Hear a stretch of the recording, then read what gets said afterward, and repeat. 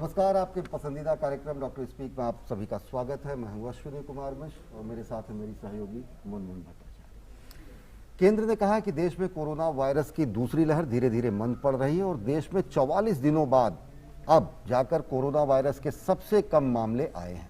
पिछले 24 घंटे में 1,86,364 नए कोरोना केस आए हैं, तो वहीं 2,59,649 लोग ठीक भी हुए हैं। यानी कि पिछले 24 घंटे में 76,755 एक्टिव केसेज जो है वो कम हो गए हैं। देश में कोरोना संक्रमण के दर में भी गिरावट आई है, लेकिन संक्रमण का खतरा लगातार बरकरार है। लिहाजा जरूरी है संक्रमण से बचाव और कोविड प्रोटोकॉल और कोविड से संबंधित जो व्यवहार है उसका कड़ाई से पालन किया जाए और तभी हम ये जंग जीत सकेंगे। आज इस विशेष कार्यक्रम में हम आपकी शंकाओं का समाधान भी करेंगे और कैसे कोरोना से बचाव करें, क्या कुछ एहतियात बरतें, विशेषज्ञों की राय भी जानेंगे। Munmun, That's right. This is a live call-in show, Dr. Speak. You can ask your questions on anything related to COVID-19. An eminent panel of experts will be answering them for you. Note this number down. You can call on this number. You can also log on to DD News' Facebook page and post your queries under the live link of Dr. Speak video that you will be able to see there.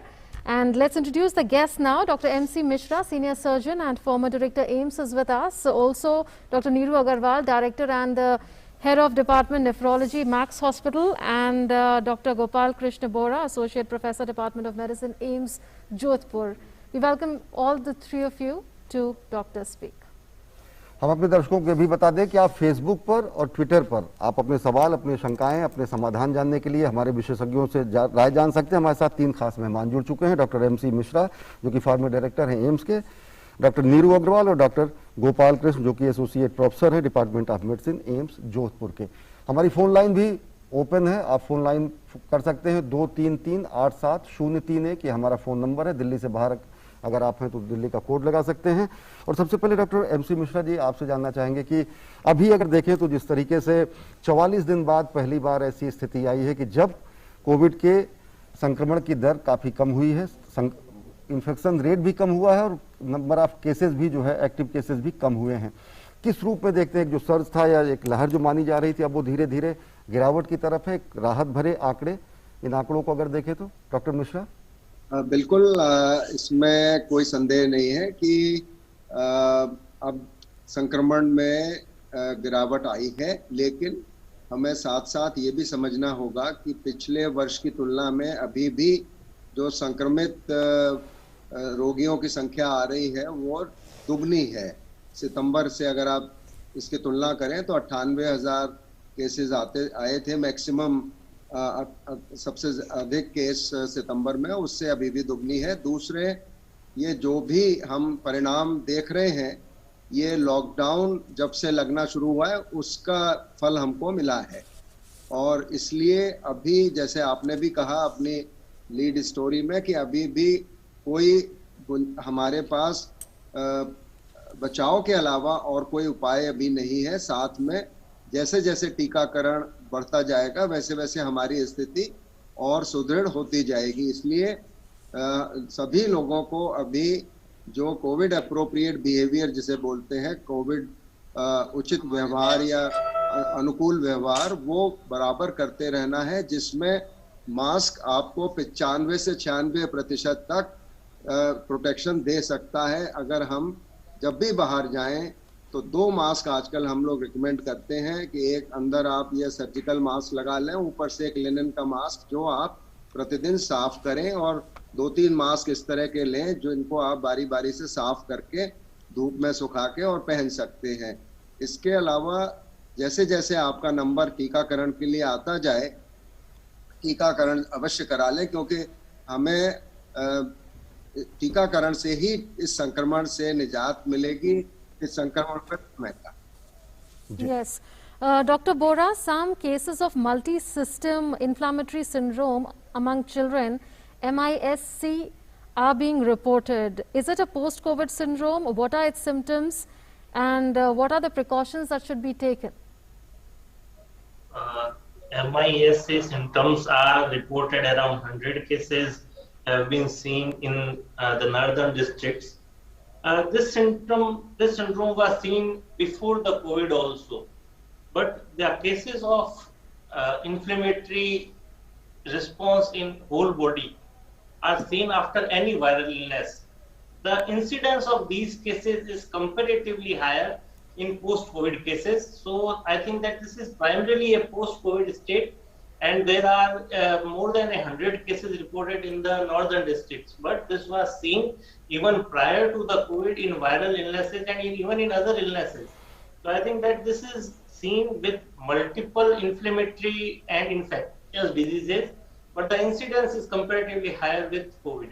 So we should be looking for this thing, but overall the incidence is very low. Yes, but can you tell us about the symptoms? How should parents be able to detect if their child in a post-COVID situation has those symptoms? The symptoms will be like fever, malaise, body ache, can be skin rashes, there can be involvement of multiple organs, there may be involvement of the liver, heart. So primarily the manifestations are with organ dysfunctions, and they will be related to the organ that is involved in this disease. So I think that the manifestations of a inflammatory state are seen in this disorder, but there is involvement of multiple organs which may manifest as decreased urine output or jaundice or in the form of cardiac dysfunction. So primarily this is a multi-system inflammatory state, and the parent should report early to the doctor if they see any of these symptoms. जी, doctor Neeru Agarwal, यही सवाल हम अपने हिंदी के दर्शकों के लिए जानना चाहेंगे। अगर देखें तो मल्टी सिस्टम इन्फ्लेमेटरी सिंड्रोम में जो बच्चों में देखने को मिल रहा है, कुछ ऐसे भी बच्चे हैं जिनको कोविड नहीं हुआ तब भी पेरेंट्स को हुआ, वो घर में रह रहे हैं। कैसे उन बच्चों का बचाव किया जाए, साथ ही साथ अगर इस तरीके के क्या कुछ लक्षण दिखते हैं तो फिर बच्चों का उपचार शुरू किया जाए? बच्चों में वैसे पहले ये रिपोर्टेड नहीं था, लेकिन अभी जैसे देख रहे हैं कि फैमिली में जो है स्टार्ट होता है, फर्स्ट 5 डेज तक कोई भी खास सिम्टम्स नहीं होते हैं, ऐसा लगता है कि जैसे डिजीज सेटल हो रही है। लेकिन 5th या 6th डे ऑनवर्ड सडनली जो है उनके रैशेस की फॉर्म में, loose motion, fever, high grade fever की फॉर्म में या ब्रीथिंग डिफिकल्टी की फॉर्म में ये प्रेजेंट कर रहा है। और इसमें कई बार ब्लड प्रेशर भी लो हुआ है अलॉन्ग विद हाइपोक्सिया। तो अगर कोई भी रैशेज आ रहे हैं, फीवर 5-6 डेज से फीवर बढ़ रहा है, तो इसको इग्नोर ना करें, आप अपने फिजिशियन को पास जाएं और उनको इन सिम्टम्स के बारे में बताएं, जिससे कि उसके लिए हम टाइमली चेकअप करके इसको मैनेज कर पाएं। Dr. Neeru, there's a related question. A father is asking that his 13-year-old daughter had mild COVID symptoms around the 15th of April, for which no medication was given. How should he check for post-COVID symptoms now in the daughter? Any precautions that should be taken? See, she had on 15th of April, she had symptoms. So it's about 6 weeks now. So the COVID disease does not last usually beyond 4 weeks. So the chances of COVID infection, it was a mild COVID probably, because no she medicine had was given. it went away. So chances of complications or any the post-COVID sequelae are very, very less. But if she has any symptoms in the form of high-grade fever also, because it is unlikely that she would be having it. So in post-COVID sequelae, if person had a moderate to severe or course, then only these are expected and the person is evaluated accordingly. Most of the patients have had low BP at that time, they had hypoxia at that time. But since she did not have, I don't think there is any reason to evaluate for that. And if they want to know about the antibody titers, that can be done. That is not an issue at all. And as she's 15 years old, so right now, although in other countries they have recommended the vaccination for younger children also, but as per Indian guidelines, it is to be given above 18 years only. Yes. Ji, doctor MC Mishra ji, आपसे जानना चाहेंगे, कभी जैसे बच्चों की बात हो रही, इससे पहले कुछ ऐसी रिपोर्ट्स आई थी जिसमें ये कहा गया कि कोई तीसरी लहर आ सकती है, फिर बच्चों को खतरा होगा। क्या इस तरीके की चीज़ें लोगों के मन में काफ़ी भय आता है? सबको ये लगा कि पहली लहर बुजुर्गों में, इस बार युवाओं में, अगली बच्चों में। वास्तविक स्थिति बताएं, क्योंकि आंकड़े तो कुछ ये बताते हैं कि जितनी मॉर्टेलिटी रेट चाहे एबव 45 यूथ की रही हो, वो भी पहले और दूसरी लहर में वही रही, भले ही इस बार मृत्यु दर ज़्यादा रही, लेकिन आंकड़े और प्रतिशत लगभग वही रहे। तो जो भय है कि बच्चों के लिए, उसको किस रूप में आप देखते हैं? नहीं, ये बहुत चर्चा का विषय बना, खासतौर से जब ये कहा गया कि तीसरी लहर आ सकती है। हालांकि उसकी कोई टाइमलाइन नहीं बताई गई कि तीसरी लहर कब आएगी, और ये अपने में एक बड़ा सा प्रश्न चिन्ह है इस पे।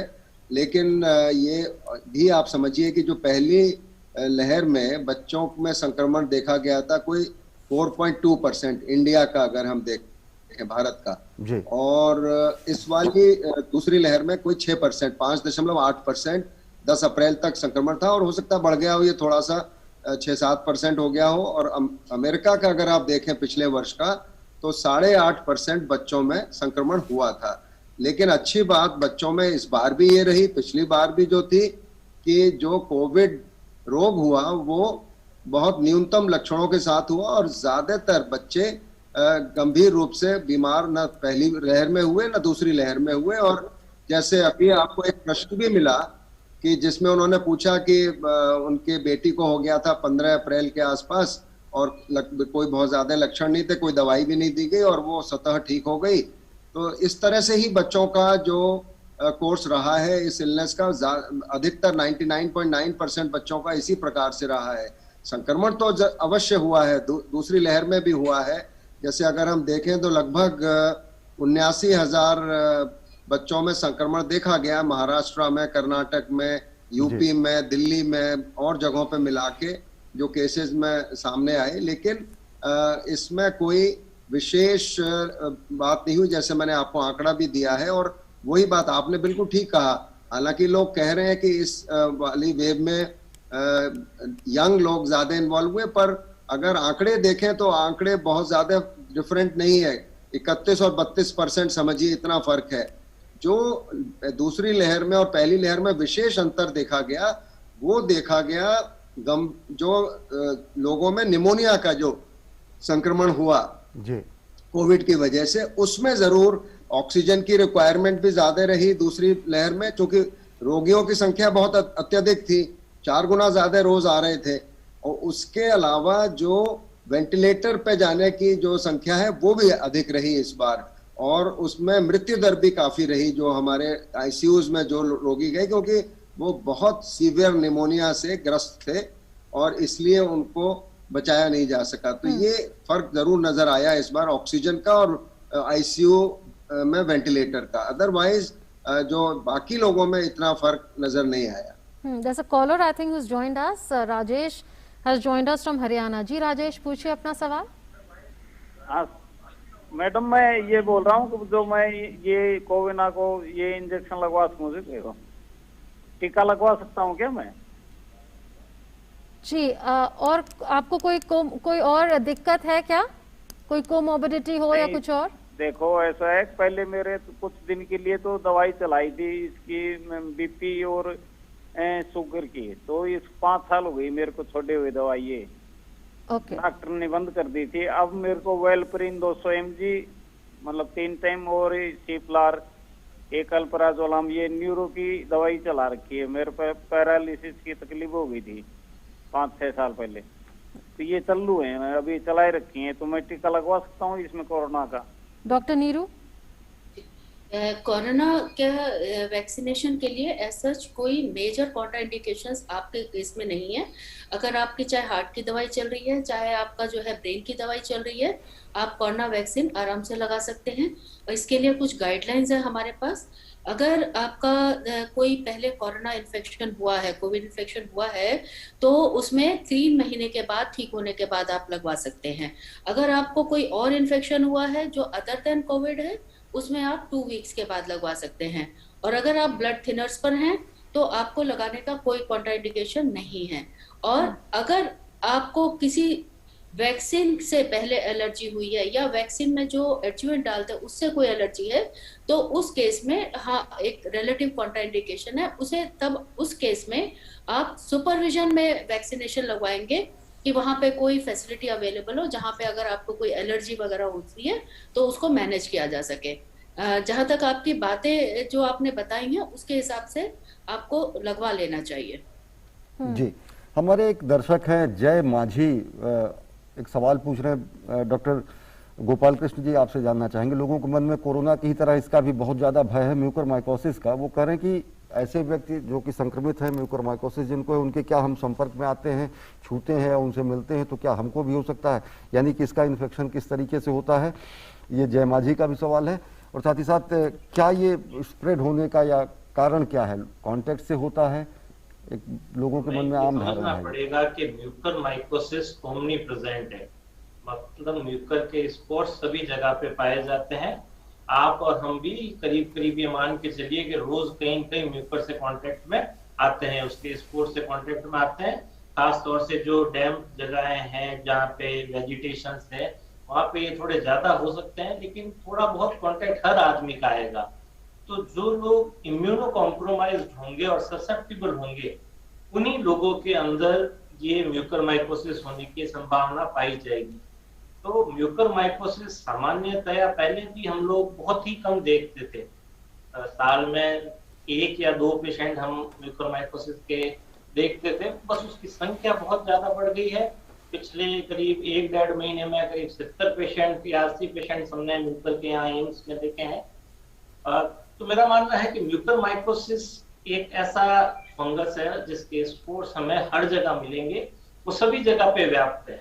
लेकिन अगर आपकी बॉडी का इम्यून सिस्टम कमजोर हो गया है, चाहे वो कोविड की वजह से, चाहे स्टेरॉइड्स की वजह से, चाहे कोई और कारण से, तो उस हालत में आपको म्यूकर होने की चांसेस बढ़ जाएगी। कोविड के पेशेंट्स में इसकी संभावना ज्यादा देखी गई है रिकवरी के बाद में, बट फिर भी हमें ये समझना पड़ेगा कि ओवरऑल इसका इंसिडेंस बहुत कम है, तो हमें सावधान होने की जरूरत है, इससे डरने की जरूरत नहीं है।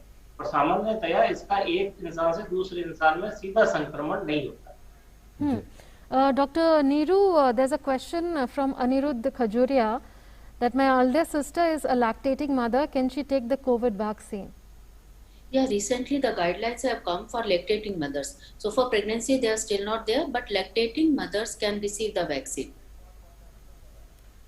जी, there's a caller who's joined us. Sanjay Kumar जुड़े हैं पटना से। जी, पूछिए अपना सवाल।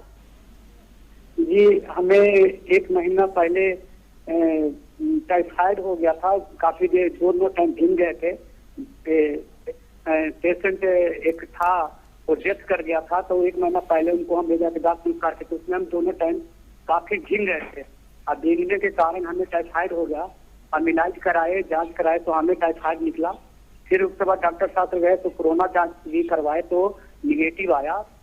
उसके बाद हम दवाई चलाए तो ठीक हो गए, वो सब प्रॉब्लम खत्म हो गया। लेकिन मुझे खांसी और सांस लेने में प्रॉब्लम है और कमजोरी बहुत। जी, आप बने रहिए डॉक्टर मिश्रा। इनको संभवतः इनको कोविड ही हुआ जो ठीक हो गया है। इनको टाइफाइड की जांच भी कई बार सीरोलॉजी पॉजिटिव आ जाती है, ये देखा गया है प्राय। और ये इनका थोड़ा निमोनिया हुआ होगा जिसकी वजह से खांसी और अब थोड़ा सा सांस इनको दिक्कत हो रही है। तो ये ठीक हो जाएगी समय के साथ। ये अपने जो डॉक्टर हैं उनसे बराबर चेकअप कराते रहें, कोई चिंता की बात नहीं है, ये बिल्कुल ठीक हो जाएंगे। और थोड़ा स्टीम का प्रयोग अगर बहुत ज्यादा नहीं करना है, दिन में 1-2 बार अगर स्टीम इनहेलेशन कर लेंगे और खांसी के लिए कोई कफ सिरप इनके डॉक्टर साहब लिख देंगे, तो मैं समझता हूं कि खांसी भी इनकी काबू में आ जाएगी। और थोड़ा ब्रीदिंग एक्सरसाइज, प्राणायाम ये जरूर करें। जी डॉक्टर मिश्रा, इससे पहले हमारे दर्शक ने भी वही सवाल पूछा था, उसी से संबंधित एक और सवाल म्यूकोरमाइकोसिस का ही। फर्स्ट वेव में ये नहीं दिखा, पहला जो कोरोना का वो संक्रमण का दौर रहा, दूसरे में ऐसा क्या हो गया, किन वजहों से? और साथ ही साथ एस्टेरॉयड और दूसरी चीज़ें जो कही जाती है, बहुत सारे ऐसे मर्ज हैं जिसमें लंबे समय तक सालों सालों तक एस्टेरॉयड लोग खाते हैं, लेकिन इसके पहले इस तरीके की टेंडेंसी नहीं दिखी। ये इस बार क्या वजह रही? ये इसमें देखिए जो भिन्नता रही इस बार, इसमें दूसरी लहर में जो आपने ठीक कहा कि हम काफी लोगों को स्टेरॉयड तरह तरह की रोगों में दिया जाता है। और जैसे किडनी ट्रांसप्लांट के रोगियों को प्रतिरोधक दवाइयां भी देते हैं जिसमें प्रतिरोधक क्षमता कम होती है, इम्यूनो सप्रेशन होता है। लिवर ट्रांसप्लांट में भी और दूसरी तरह के ऑटो इम्यून डिसऑर्डर्स में भी दिया जाता है स्टेरॉयड। लेकिन इतने संख्या में कभी भी म्यूकोरमाइकोसिस, जैसे डॉक्टर साहब ने भी कहा कि मुश्किल से साल में 1-2 केसेस देखने में आते हैं। तो इस बार जो भिन्नता रही, जो आपने ठीक पूछा, कि एक तो स्टेरॉयड का उपयोग और दुरुपयोग भी हुआ कि अब पहले हफ्ते से ही कोविड के जब सिम्टम हुए, लक्षण हुए, तो लोगों ने स्टेरॉयड लेना शुरू कर दिया। फिर डोज जो मात्रा रही स्टेरॉइड की वो भी अत्यधिक रही। दूसरी बात, ये म्यूटेशंस वाला जो कोविड था, इसमें भी ये भी लोगों ने इस पे भी ये संदेह डाला है कि ये ज्यादा इम्यूनो सप्रेशन करता है स्वतः हमारे शरीर का, और कई बार बहुत वेट लॉस हुआ है लोगों का इस वाले संक्रमण में। किसी का 8 किलो, किसी का 12 किलो और 16 किलो तक लोगों ने वजन लूज किया है, तो आप समझ सकते हैं। दूसरी बात ये है कि डायबिटीज एक बहुत बड़ा रिस्क फैक्टर है म्यूकर माइकोसिस के लिए और किसी भी फंगल इन्फेक्शन के लिए, चाहे वो कैंडिडा हो, एस्परजिलस हो या और भी कोई फंगस हो। और ये जैसे बताया डॉक्टर साहब ने कि ये हमारे वातावरण में मौजूद है, इसमें हम सब लोग इनहेल करते हैं, जैसे वायरस होता है, जैसे बैक्टीरिया होता है, फंगल स्पोर्स भी हम लोग इनहेल करते हैं। लेकिन वो अगर हमारे शरीर की प्रतिरोधक क्षमता ठीक है तो वो शरीर उसको डील कर लेता है। लेकिन अगर हमारी प्रतिरोधक क्षमता किसी वजह से भी कम हुई तो फिर ये अपॉर्चुनिस्टिक, मौका परस्त पैथोजन कहलाते हैं, अपॉर्चुनिस्टिक पैथोजन। तो ये फिर ये शरीर पे बीमारी पैदा करते। चौथी बात जो सामने आई वो ये थी कि ऑक्सीजन का प्रयोग काफी हुआ है।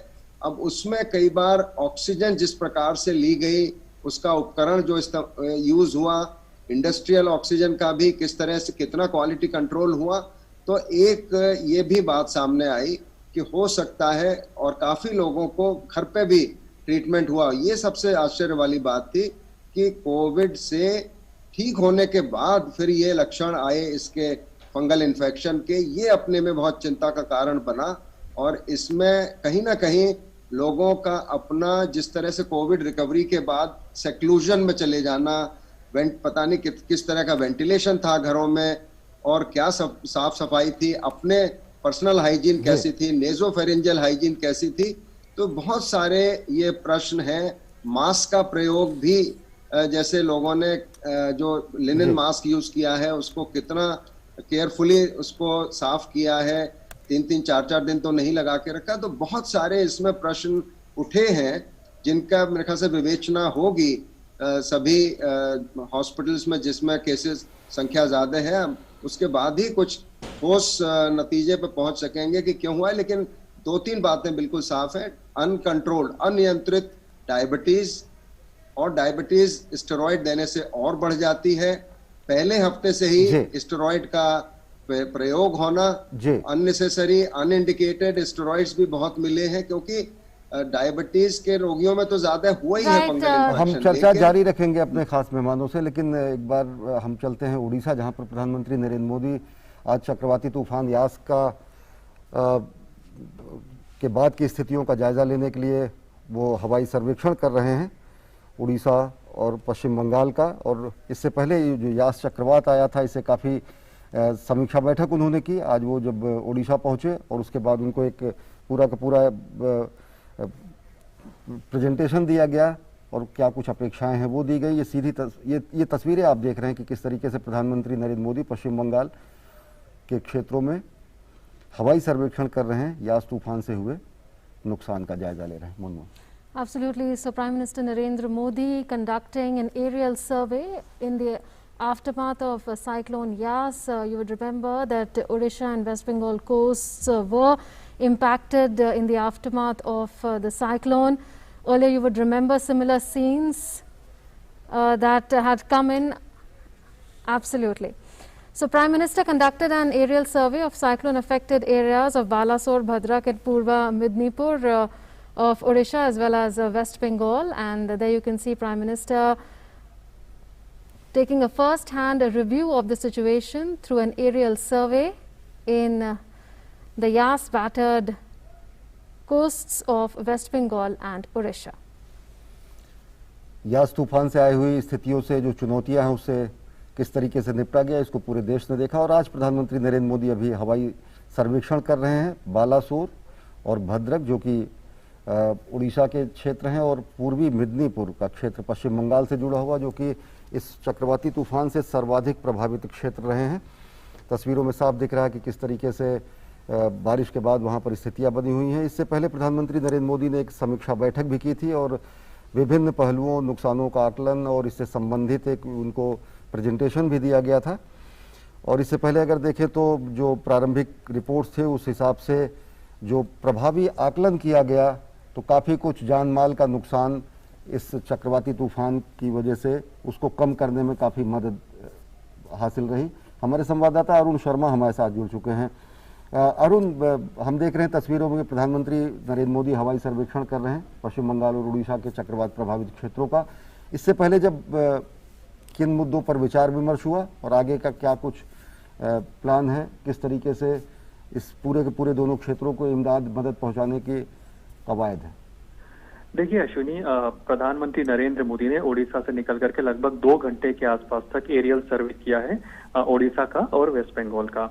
इसमें इस बात को हम जानते हैं कि साइक्लोन यास जैसे कि इंटेंसिफाई होकर सीवियर साइक्लोनिक स्टॉर्म में तब्दील हुआ था 26 तारीख को, लेकिन इस बार जो प्रिपरेशन थी, जो पहले की जो तैयारियां होती साइक्लोन से पहले, तैयारियां काफी सटीक की गई थी। IMD का जो फोरकास्ट रहा था काफी एक्यूरेट रहा था। और प्रधानमंत्री नरेंद्र मोदी इस बात को कहते रहते हैं हमेशा कि हमारे जो देश के इंस्टीट्यूशन है जो कि वेदर फोरकास्टिंग करते हैं, जो हमारे देश में जो इंफ्रास्ट्रक्चर हो डिजास्टर रेजिलेंट इंफ्रास्ट्रक्चर हो, इस बात पर फोकस होना चाहिए। तो अभी प्रधानमंत्री नरेंद्र मोदी जो पहली रिव्यू मीटिंग उड़ीसा में हुई है वह इसी बात पर चर्चा हुई है कि आखिरकार साइक्लोन का कितना नुकसान हुआ है, क्या कुछ पोस्ट साइक्लोन इम्पैक्ट देखने को मिला है और लॉन्ग टर्म क्या सोल्यूशंस हैं जो डिजास्टर रेजिलेंट इंफ्रास्ट्रक्चर के तौर पर आगे इंप्लीमेंट किए जा सकते हैं। इस समय पर हमने देखा कि प्रधानमंत्री नरेंद्र मोदी लगभग 1.5 से 2 घंटे आप मान के चलिए उन्होंने ये एरियल सर्वे उन्होंने किया है। और जो तमाम जो डिस्ट्रिक्ट है, जो लो लाइंग एरियाज है जहां से इवैक्यूएशन किया गया है, जहां पर पानी भरा हुआ है, कई सारी एग्रीकल्चर लैंड्स ऐसी है जहाँ पे खड़ी फसल थी इस समय पर, उस फसलों के अंदर भी एक तरह से पानी आ गया है, समुद्र का पानी आ गया है जिससे फसल काफी बर्बाद हुई है। चाहे उड़ीसा की बात कर लीजिए, चाहे वेस्ट बंगाल की बात कर लीजिए। तो ये प्रिलिमिनरी असेसमेंट है प्राइमरीली जो कि स्टेट गवर्नमेंट ने अपनी तरफ से किया है। रिव्यू मीटिंग में प्रेजेंटेशन के तौर पर, वीडियो फॉर्मेट के तौर पर प्रधानमंत्री नरेंद्र मोदी को ये प्रेजेंटेशन उड़ीसा के अंदर दिखाई गई थी। और क्या कुछ पोस्ट साइक्लोन इम्पैक्ट है जिस पर फोकस अब करना चाहिए, क्योंकि कई जगह अब फ्लडिंग सिचुएशन भी अराइज होती हुई दिखाई दे रही है, यानी कि बाढ़ की संभावना भी बनती हुई दिखाई दे रही है। क्योंकि कई सारी जो नदी है, जो उड़ीसा की अगर नदी की बात की जाए तो वो एक तरह से ओवरफ्लो करती हुई दिखाई दे रही है, तो यहाँ पे फ्लड लाइक सिचुएशन क्रिएट हो रही है। तो ऐसे में पोस्ट साइक्लोन इम्पैक्ट में अगर देखा जाए फ्लड सिचुएशन अराइज होती है तो उससे कैसे ओडिशा एज अ स्टेट निकल पाएगा, इस बात पर फोकस है। अब आगे के कार्यक्रम की जो आपने बात पूछा, तो इस समय पर वेस्ट बंगाल की अगर बात की जाए तो यहाँ के जो गवर्नमेंट ऑफिशियल्स हैं, यहाँ के जो गवर्नर हैं, वेस्ट बंगाल की चीफ मिनिस्टर है, वो एक तरह से बैठक में शामिल होंगी और यहाँ पर एक तरह से रिव्यू किया जाएगा कि जो पोस्ट साइक्लोन इम्पैक्ट क्या कुछ है, कितना पोस्ट साइक्लोन इम्पैक्ट यहाँ पर वेस्ट बंगाल में देखने को मिल रहा है, कितने समय तक प्राइमरीली यहाँ पे जिन लोग को इवैक्यूएट करके दूसरी सेफ जगह पर ले जाया गया है वहां पर उनके लिए खाने की क्या व्यवस्था है, कैसे उन तक राशन और खाना पहुंच रहा है, इस बात को इंश्योर करना और साथ ही साथ इस बात को भी इंश्योर करना कि नॉर्मलसी कब तक रिस्टोर हो सके। लगातार ministry of power, ministry of telecom, ministry of earth sciences और ministry of petroleum and natural gas ये लगातार मॉनिटर कर रहे हैं सिचुएशन को। पावर मिनिस्ट्री इस बात को इंश्योर कर रही है कि जहाँ पे भी पावर ट्रांसमिशन लाइन डैमेज हुआ है उसको किस तरह से दुरुस्त किया जा सके जल्द से जल्द, क्योंकि अभी भी कुछ डिस्ट्रिक्ट ऐसी हैं जहाँ पर पावर लाइंस में इम्पैक्ट देखने को मिल रहा है। टेलीकॉम लाइंस में अगर कहीं इम्पैक्ट है तो उसको कैसे जल्द से जल्द नॉर्मलसी की तरफ रिस्टोर किया जा सके। और साथ ही साथ कहीं पर सड़कों पर अगर पेड़ टूट के गिरे हैं, सड़क कोई जाम हो रखी है बिकॉज ऑफ साइक्लोन के इम्पैक्ट की वजह से, तो वो कैसे नॉर्मलसी आ सके। तो ये विभिन्न मुद्दों पे यानी कि होलिस्टिक अप्रोच के साथ में यहाँ पर स्टेट और सेंटर की आप कह सकते हैं एक महत्वपूर्ण बैठक वेस्ट बंगाल के साथ में होगी। इससे पहले उड़ीसा के जो गवर्नमेंट ऑफिशियल्स और चीफ मिनिस्टर और जो गवर्नर है उनके साथ में बैठक हुई है और अब एक तरह से आखिरी पड़ाव में वेस्ट बंगाल के जो गवर्नमेंट ऑफिशियल्स हैं, चीफ मिनिस्टर है और गवर्नर वहां के हैं, उनके साथ में बैठक होगी साइक्लोन यास को लेकर के। Right, you would remember, Arun, when Prime Minister did an aerial survey earlier, when Gujarat was impacted by the cyclone, some announcements were made and the Prime Minister did focus on the need for innovation as far as cyclone management is concerned. Can we expect a similar stress this time around? Absolutely. So disaster, whether it hits Gujarat or it hits the eastern coast of our country, that's West Bengal or Odisha, the line of taking care or primarily the approach has to be similar because we need to now find the innovative ideas. And Munmun, we know this fact that on various multilateral forums, on various international platforms, Prime Minister Narendra Modi has been always vocal about the fact that that there should be disaster resilient infrastructure. There should be collaboration between the countries so that disaster resilient infrastructure can be formulated. But yes, these disaster resilient infrastructure cannot be erected or cannot be created or cannot be constructed, in a short span of time. So by the time in next 4 years or 5 years down the line, if in case these kind of disaster resilient infrastructure are being focused upon, in the meanwhile, we know this fact that natural calamities and the cyclones or these kind of disasters are not in the hands of human beings. These are the natural calamities. They might occur anytime, and we need to be prepared for that. So at this point in time, the focus is that how accurate our weather forecasting can be. That's number one. Because this time around, it is because of the proper and accurate weather forecasting. The loss of lives were very much minimized or negligible in number, although each and every lives matter. But then, yes, it was negligible in number. No doubt there was infrastructure loss to both the states like Odisha and West Bengal. Both these two states have faced severe infrastructure loss in this cyclone Ayaz. And not only this time, in the month of May, that means in 2020, Cyclone Amphan, that did hit Odisha and West Bengal. And at that time also last year in the month of May, Prime Minister Narendra Modi did an aerial survey. And the focus at that time also was, that how to deal with this double challenge of COVID-19 virus and of course the cyclone. This time around in 2021, the focus is again the same thing, how to deal with this COVID-19 pandemic at a time when India is facing the situation like COVID-19 pandemic, the second wave of COVID-19 pandemic. At the same time, India is also facing this dual challenge of cyclone as well. Now in the span of not less than 15 days, we are witnessing this fact that after Cyclone Taukte, Cyclone Ayaz has hit our country. So the idea is that how can there be innovative ideas and solutions to deal with these such kind of cyclones or disasters or the natural calamities? That's number one.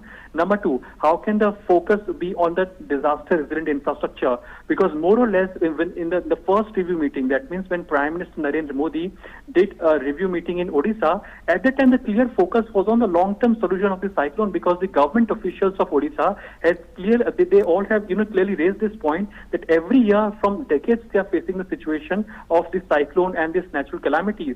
So what can be the long-term solutions? How can because there is close to more than 400 kilometers of coastal area of Odisha. So how can this long stretch of Odisha or this long stretch of West Bengal, which is on the coast, which is primarily the coastal area, how can better infrastructure can be created over there so that at least the impact of cyclone or storms that are being created on this coastal line, that can be minimized? That's number one. In power sector, the important point is that how can underground cabling can be done and how can a disaster resilient infrastructure in power sector can be done, because at every time any cyclone or any natural calamity hits these states like Odisha and West Bengal, the first thing that gets disrupted is the telecommunication lines and of course the power transmission lines. So how can these two things can be ensured? So because these things also helps in the evacuation process, in the rescue operations as well, because if in case there is no power lines, if in case there is no telecommunication, the proper telecommunication process in place, this also creates hurdles as far as the rescue operation is concerned, as far as the evacuation process is concerned. So how can the infrastructure in terms of power sector and of course in the telecom sector, how can these infrastructure can be disaster resilient in nature? That should be the focus. But yes, there is a long-term strategy to deal with the cyclones or the natural calamities, and there is a short-term solution that needs to be focused upon. But yes, as far as the short-term solution is concerned, the assessment is being made, and by evening we can expect the fact that some announcement will be made from the center side as far as initial relief package or the financial assistance is concerned, and gradually when the review is done over the period of 1 week's time, more assistance can also be expected from the center side as far as this cyclone Ayaz is concerned. Arun, जैसा कि आप बता रहे हैं कि दीर्घकालिक उपायों पर भी चर्चा राज्य सरकार की भी अपेक्षा थी, जैसा कि आपने बताया डिजास्टर रेजिलियंस पावर सिस्टम या फिर कोस्टल स्टॉर्म सर्च प्रोटेक्शन, ये सब स्थितियां हैं क्योंकि कोस्टल एरिया या फिर उड़ीसा का वो क्षेत्र आए दिन साल 6 महीने में इस तरीके की स्थितियों से दो चार होता रहता है। ये पूरा का क्षेत्र किस तरीके की अपेक्षा है कि इस तरीके के चक्रवातों से दीर्घकालिक उपायों के जरिए क्या कुछ आधारभूत संरचना का भी परमानेंट निर्माण किया जाए और वो व्यवस्थाएं बनाई जाएं, इस पर भी कोई चर्चा?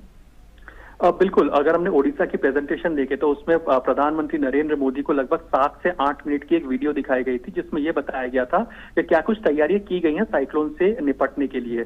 और साथ ही साथ प्रेजेंटेशन इस बात पर भी दी गई थी कि जो एग्रीकल्चर लैंड है प्राइमरीली वो भी काफी हद तक, क्योंकि जो फसल है प्राइमरीली वो काफी हद तक बर्बाद हुई थी, क्योंकि काफी खड़ी फसलें भी इस समय पर थी जो काफी बर्बाद हुई हैं। तो ये नेचुरल कैलामिटी के समय में हम जानते हैं इस बात को कि अगर बारिश बहुत ज्यादा अति मात्रा में हो रही है तो ऐसे हम फसलों को नहीं बचा सकते, लेकिन पॉइंट ये है कि हम लोग काफी हद तक तूफान को या साइक्लोन के इम्पैक्ट को कम कर पाते अगर जो कोस्टल एरिया में जो हमारा इंफ्रास्ट्रक्चर है उसको दुरुस्त किया गया होता, कोस्टल लाइन में बेहतर जो स्टॉर्म को रोकता है या इसको कम करता है, इस तरह के इंफ्रास्ट्रक्चर को बनाया गया होता तो शायद ये इम्पैक्ट और भी ज्यादा कम होता।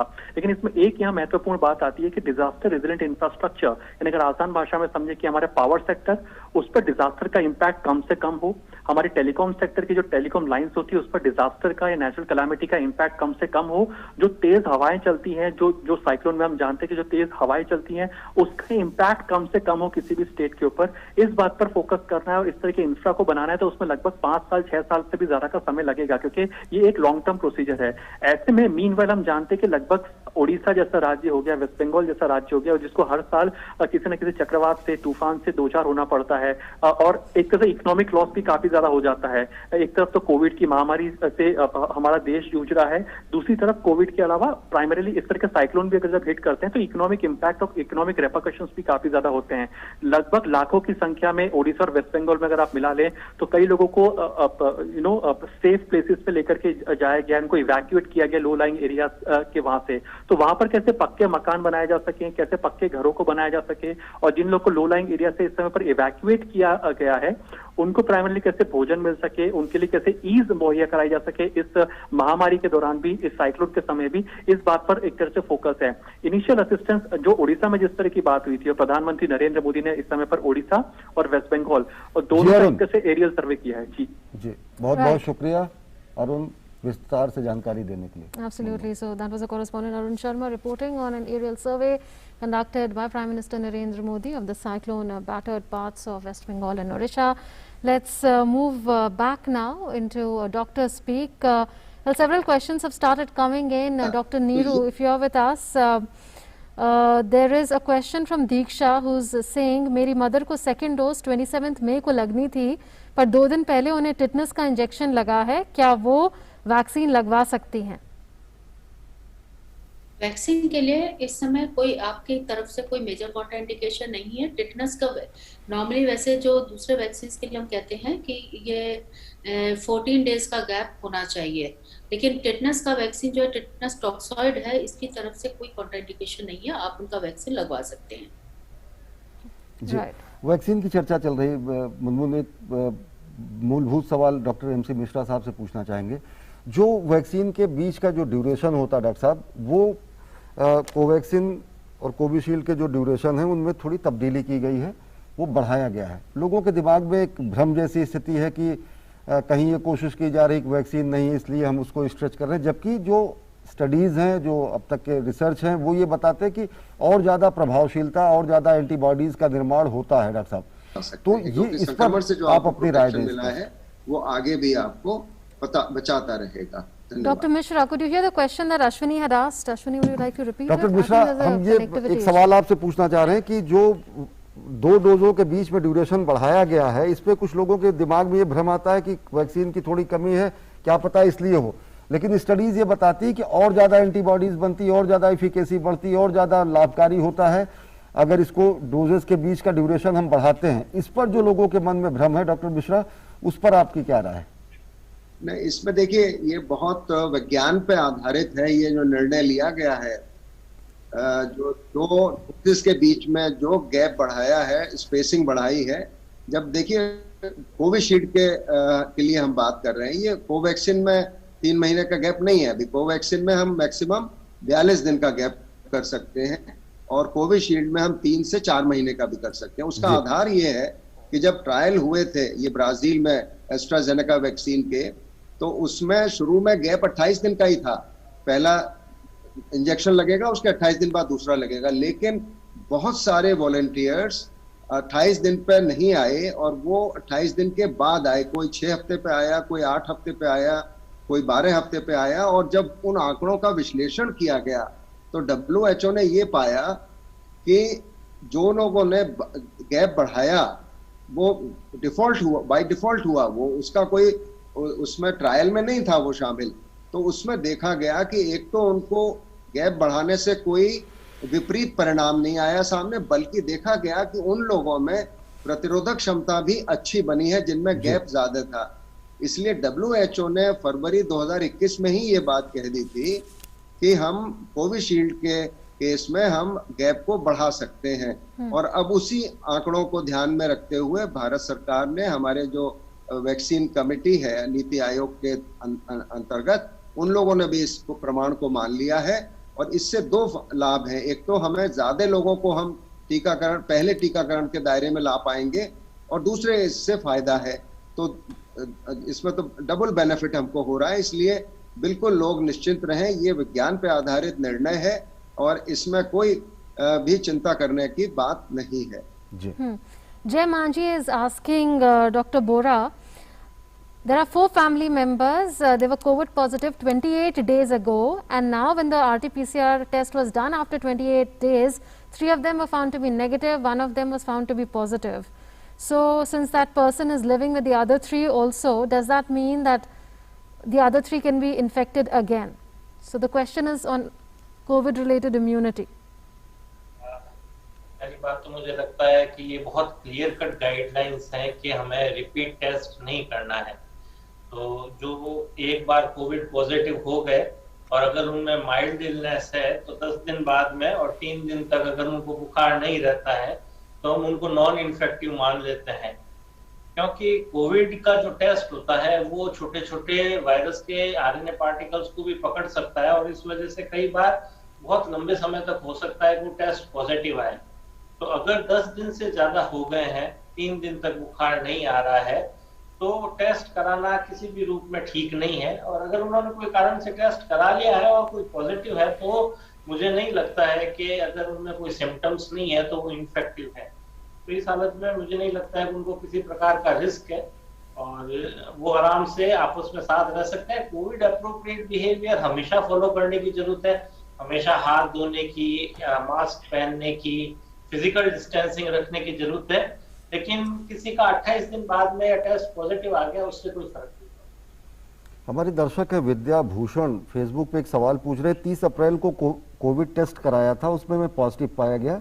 28 को मैंने कोवैक्सीन का पहला डोज लिया था, 10 मई को दोबारा टेस्ट कराया, पॉजिटिव आया, 18 मई को फिर पॉजिटिव आए और इस बीच इन्होंने दवाएं ली जो आइवरमेक्टिन, डॉक्सीसाइक्लिन, एजिथ्रोमाइसिन।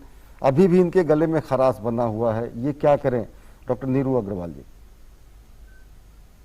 थोड़ा सा डिफरेंट सिचुएशन है। अगर इन्हें वैसे 28 अप्रैल को हो चुका है तो usually virus with in a month 4 weeks में क्लियर हो जाता है।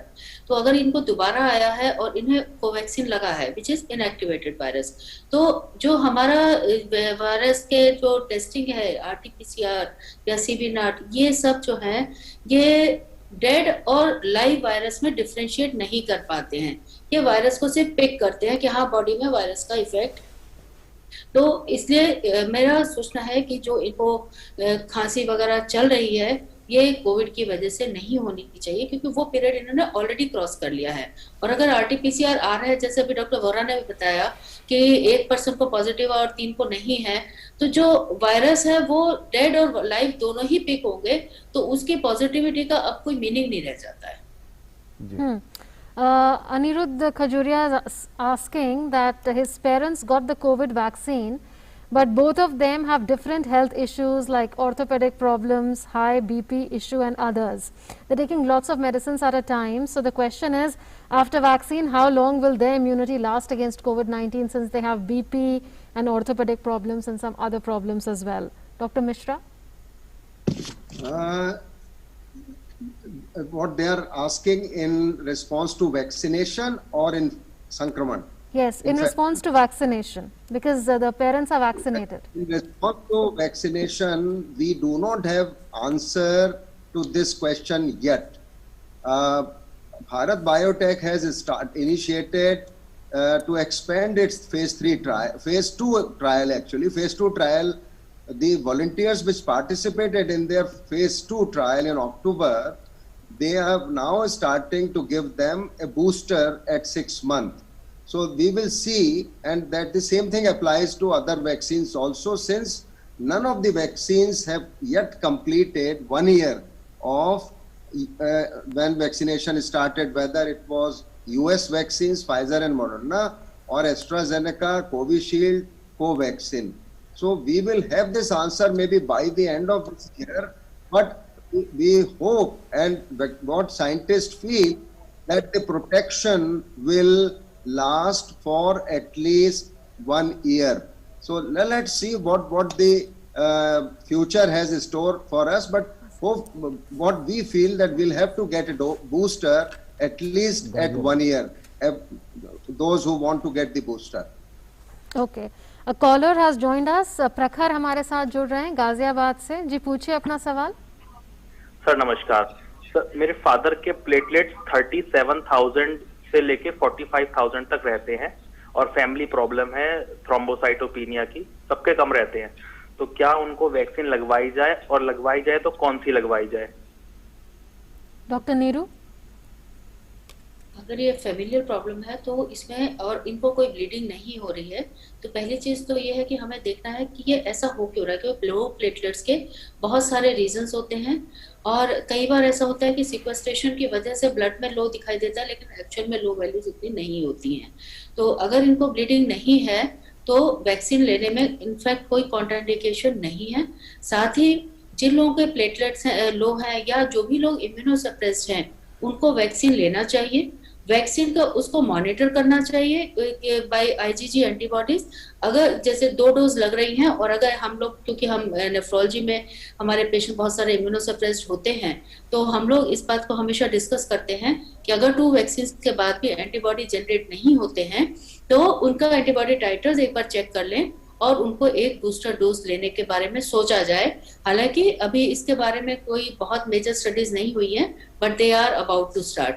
और थ्रोम्बोसाइटोपिनिया जिस रेंज में आप बता रहे हैं उसमें ले सकते हैं। हाँ, ये बात है कि आप उस समय थोड़ा अपना प्रिकॉशंस के साथ जाएंगे कि आपको जो है ब्लीडिंग टेंडेंसी, क्लॉटिंग टेंडेंसी वगैरह सारा असेस करवा लेना है पहले, जिससे बाद में कोई कॉम्प्लिकेशन ना हो। जी, हमारे दर्शक है मुकेश शर्मा, कह रहे हैं कि हार्ट की 2 बार एंजियोप्लास्टी हो चुकी है, 5 छल्ले डाले जा चुके हैं, उम्र 53 साल है, 11 साल से लगातार दवाई चल रही है, हार्ट जो है 25% केवल काम कर रहा है, वैक्सीन हमें लेना चाहिए या नहीं लेना चाहिए? डॉक्टर वोहरा। इस बारे में कई सारे सवाल आ रहे हैं और मुझे लगता है कि ये बिल्कुल क्लियर होना चाहिए कि वैक्सीन का कॉन्ट्रा इंडिकेशन अभी की टाइम में सिर्फ प्रेगनेंसी और पिछली वैक्सीन से कोई एनाफाइलेक्टिक रिएक्शन हुआ है तो सावधानी के साथ लेना। इसके अलावा जितनी भी बीमारी है, चाहे वो हार्ट की प्रॉब्लम हो, चाहे वो ब्लड थिनर्स पे हो, चाहे उनके प्लेटलेट कम हो, चाहे वो इम्यूनोसप्रेसिव ड्रग्स पे हैं, डायबिटीज है, जैसा ये कह रहे हैं एंजियोप्लास्टी हुई है, तो इन सब अवस्थाओं में तो वैक्सीन को प्रायोरिटी बेसिस पे इनको लेने की जरूरत है। तो मुझे लगता है कि ये बिल्कुल क्लियर होना चाहिए कि सभी बीमारियों के मरीजों को वैक्सीन लेनी है। तो इस बारे में कोई तरह का संशय नहीं होना चाहिए कि इन लोगों को तो वैक्सीन प्रायोरिटी बेसिस पे जरूर लेनी चाहिए। जी, right. Doctor Mishra, quick response. Seema Handa is asking, I have an autoimmune disease of hemolytic anemia, AIHI, and I took steroids for 5 years till 2019 and now in remission. I have got my first dose of vaccine. I have fears that my overactive immune system with large number of antibodies can cause a relapse of the same or a different autoimmune disease with antibodies becoming anti-nuclear antibodies. Is it a valid concern? I don't think that it's a valid concern, but she can discuss surely with her hematologist. But she has already taken 1 dose of vaccine, so why she should be concerned at this stage? And I think she needs more than anybody else the vaccine for her own protection against the infection. So what I would say, if she has any doubt or any clarification needed, I think best thing would be to discuss with her own hematologist under whose treatment she has been all these 5 years. But vaccine, I don't think she should be worried about taking the 2nd dose of vaccine. हम अपने दर्शकों से यही कहेंगे कि जब भी उनको वैक्सीन लगाने का उनका वक्त आए वो जरूर से जरूर वैक्सीन लगवाएं। हमें Surendra is a caller who's joined us from Faridabad. जी पूछिए अपना सवाल। जी, ये मेरा जैसा वैक्सीनेशन लगाने के बाद में और अभी 1 महीना होने को है, अभी भी कमजोरी और थकावट जा नहीं रही है और थोड़ा सा चलने से थकावट हो जाती है। जी, डॉक्टर बोरा। मैं जहाँ तक समझ पाया हूँ ये वैक्सीनेशन के बाद में थकावट का कह रहे हैं, तो मेरा मानना है वैक्सीनेशन लगाने के बाद में सिर्फ 1 या 2 दिन तक सर दर्द, हल्का बुखार, लगाने की जगह पे दर्द, थकान ये हो सकता है। इतने लंबे समय तक थकान, बुखार या कोई भी तरह के लक्षण वैक्सीनेशन के बाद में संभव नहीं है। इनका कोई दूसरा ही कारण है तो उसके लिए इनको जरूर कंसल्ट करना चाहिए, बट वैक्सीनेशन से इसका कोई तरह का संबंध नहीं। Right. So that's about it then in this edition of Dr. Speak. We thank all the three guests, Dr. Mishra, Dr. Agarwal and Dr. Bora for having joined us on this edition. And there are other editions of Dr. Speak almost thrice daily that we come up with. So if you have any questions, you can always call us or you can post your queries on DD News's Facebook page. दिन में 3 बार ये विशेष कार्यक्रम आता है आपकी शंकाओं का समाधान करने के लिए, और तब तक जब तक आप वैक्सीन नहीं लगवा रहे हैं, कोविड प्रोटोकॉल जो है, कोविड अप्रोप्रिएट बिहेवियर जो है उसको मेंटेन रखें, एक सोशल डिस्टेंसिंग मेंटेन रखें, मास्क लगा के रखें, हैंड और ओरल हाइजीन मेंटेन करके रखें, और ये प्रतिबद्धता लेके चलें कि एक कम्युनिटिव, एक सबके एफर्ट के साथ, सबके सामुदायिक प्रयास के साथ इस जंग को हम जीतेंगे। कार्यक्रम में बस इतना है। देश और दुनिया की ताज़ा तरीन खबरों के लिए देखते रहिए DD न्यूज़। नमस्कार।